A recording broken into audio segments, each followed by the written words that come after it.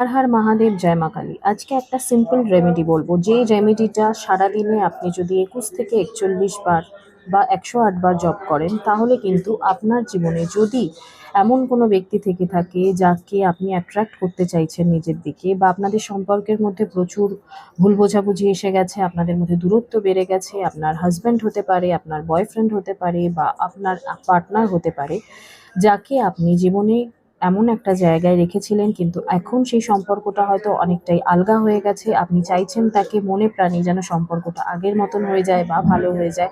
এটি যে কোনো সম্পর্কই হতে পারে। আপনার সন্তানের সাথে যদি কোনো সম্পর্ক থেকে থাকে, আপনার বাবা মায়ের সাথে সম্পর্ক হতে পারে, সেক্ষেত্রেও কিন্তু এই সুইচ ওয়ার্ডটা, এটি একটি বেদিক সুইচ ওয়ার্ড, যেটি আপনি ব্যবহার করতে পারেন প্রতিদিন যে কোনো সময়, কিন্তু মন শান্ত রেখে। সুইচ ওয়ার্ডটি হচ্ছে টুগেদার ডিভাইন লাভ অ্যাট্রাক্ট। টুগেদার ডিভাইন লাভ অ্যাট্রাক্ট আমি ভিডিওর ক্যাপশনে দিয়ে দিচ্ছি।